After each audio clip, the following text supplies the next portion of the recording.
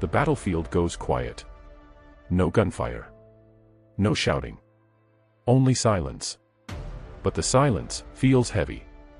Because this wasn't just the end of a war, it was the end of an era. Europe is torn apart. Millions are dead. And everyone's asking the same question. How did we end up here? Was it greed? Pride? One wrong move? Or could it really all begin with one single gunshot? Today, we're rewinding history. And trust me, this story's got everything. Drama, betrayal, bad decisions, even a teenage assassin who changed the world. So grab your snacks, sit tight, and let's uncover how World War I really started, told backwards. It's 1918. The guns stop. After 4 long, brutal years, the Great War finally ends. But ending the war didn't mean ending the pain. Europe was wrecked. Entire towns wiped out. Millions of soldiers gone. Millions more came home broken. They called it the Lost Generation. And now, leaders gather in Paris to decide how to fix the world. They signed the Treaty of Versailles in 1919. A fancy document that, on paper, was supposed to create peace. Yeah. Peace. Because all it really did was light the fuse for the next war. The treaty blamed Germany for everything. They had to pay huge reparations, money they didn't have. They lost land. Their army was crushed. And their pride. Completely destroyed. Imagine being a young German in 1919. Your country's broke, your dad's dead. And everyone says it's your fault. That's not peace. That's punishment. From the ashes of peace, back to the spark that set the whole world on fire. And here's the twist, the leaders didn't realize they were planting seeds of anger. That would grow into World War II. But before we even get there, let's rewind further. How did the world fall into war in the first place? Sitting in a muddy trench in France. It's freezing. You haven't showered in weeks. Your best friend is beside you, terrified. You peek over the trench. And instantly, bullets zip past your head. Welcome to trench warfare. The most miserable way to fight a war ever invented.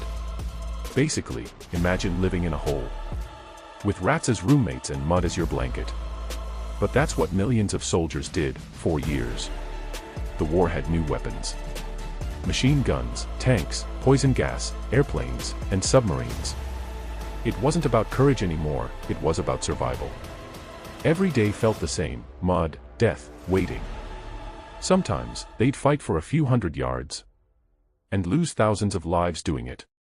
Soldiers wrote letters home like, "If I don't come back, tell my mother I fought bravely." Can you imagine writing that at 18?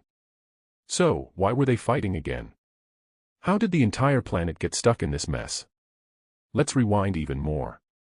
Back to the beginning of the madness, the summer of 1914. Okay, imagine a group chat that got way out of hand. That's basically Europe in 1914. Everyone had secret alliances. Germany promised to back Austria-Hungary. Russia promised to protect Serbia. France was tight with Russia. Britain promised to defend Belgium. It's like a giant chain of, if you mess with my friend, you mess with me. So, when one country started a fight, the whole squad jumped in. It's like one guy spills a drink in a bar. And suddenly, the entire city is brawling. These alliances, meant to keep peace, actually made war unavoidable. All it needed was a spark. June 28, 1914, Sarajevo, Bosnia. A car is driving down the street. Inside, Archduke Franz Ferdinand and his wife, Sophie. He's next in line to rule Austria-Hungary. Waiting nearby is a 19-year-old Serbian nationalist named Gavrilo Princip.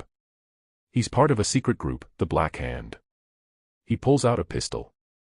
2 shots. The Archduke and his wife are dead. That's it. Austria blames Serbia. Russia defends Serbia. Germany defends Austria. France and Britain back Russia. Within weeks, the whole world is at war. And none of them thought it would last. They thought it'd be over by Christmas. Yeah, they were only off by 4 years. To really understand why it all happened, we have to rewind even further, before the assassination. before the alliances, to the mood of Europe in the early 1900s. Back then, the world was kind of like a pressure cooker. You had nationalism, everyone thought their country was the best. You had imperialism, countries were racing to grab colonies and resources. You had militarism, armies were growing huge, generals were itching to use them. Everyone wanted to prove they were stronger, richer, and smarter. But pride and power don't mix well.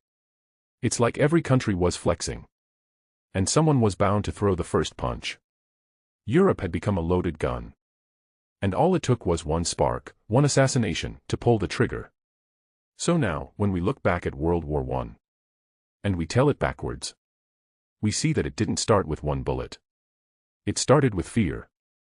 With pride. With alliances built on ego. And the people who paid the price weren't kings or generals. They were ordinary people. Soldiers, mothers, children, caught in a storm they never started. If there's one thing this story teaches us, it's that wars don't just happen overnight. They build up, one bad decision at a time. And even today, we still live with the echoes of that war. If you love learning history like this, the kind that feels real, that makes you think and feel, then hit that subscribe button. Drop a comment telling me what part shocked you most. And share this video with someone who thinks history is just old stuff. Because here, on History Before Today, we don't just study the past. We bring it back to life.